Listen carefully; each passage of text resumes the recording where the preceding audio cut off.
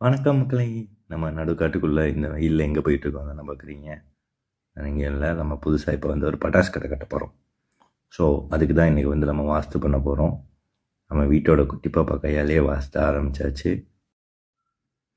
இவ்வளோ நாள் மேனுஃபேக்சரிங் லைனில் இருந்த நம்ம ஏன் திடீர்னு வந்து இன்றைக்கி ஒரு ட்ரேடிங் லைனுக்குள்ளே வந்திருக்கோம் அப்படின்னா, நம்ம குவாலிட்டியான குட்ஸை பண்ணிட்டு கொண்டு போய் மார்க்கெட்டில் செல் பண்ண ட்ரை பண்ணுறப்ப ரீசெல்லர்ஸ் வந்து அதை பற்றி மெயினாக பார்க்க மாட்டேங்கிறாங்க. ஏன்னா அவங்களும் பிஸ்னஸ் தான் ரன் பண்ணுறாங்க. அவங்களுக்கு ப்ராஃபிட் மார்ஜின் இதை தான் அவங்க மெயினாக பார்க்குறாங்க.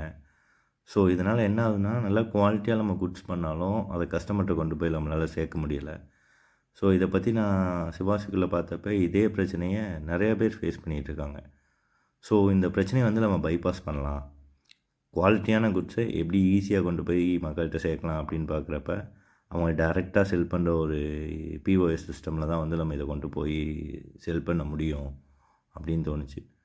ஸோ அதனால தான் சரி நம்மளே ஒரு பட்டாசு கடை கட்டிடுவோம்.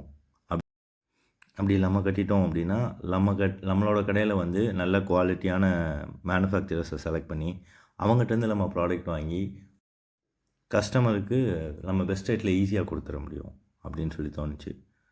சரி அதனால சரி நம்மளே கடை கட்டிடுவோம் அப்படின்னு சொல்லிட்டு வந்தது தான் அந்த பிளானு.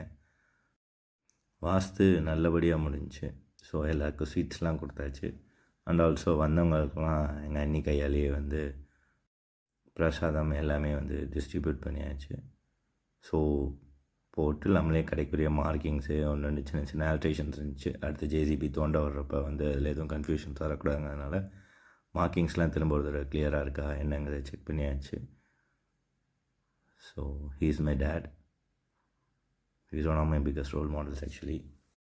அவர் எனக்கு சொல்லிக் கொடுத்த ரோல் மாடல் தான் நான் இப்போ வரைக்கும் ஃபாலோ பண்ணிகிட்ருக்கேன். என்னென்னா பிஸ்னஸில் என்றைக்குமே வந்து உன்னால் பேச முடியலங்கிறதுனால நீ ஃபோன் எடுக்காமல் இருக்கலாம். பட் ஒருத்தங்க பதில் சொல்ல தெரியாமல் நீ ஃபோன் எடுக்காமல் இருக்கவே கூடாது. ஃபார் எனிதிங், அது பேமெண்ட்டாக இருக்கலாம், ஏதோ ஒரு விஷயமா இருக்கலாம். ஸோ சக்ஸஸ்ஃபுல் பிஸ்னஸுக்கு வேறு எதுவும் ஃபாலோ பண்ண வேண்டிய ரூல்ஸ்னு உங்களுக்கு எதுவும் தெரிஞ்சிருந்தாலும் கமெண்ட்ஸில் சொல்லுங்கள்.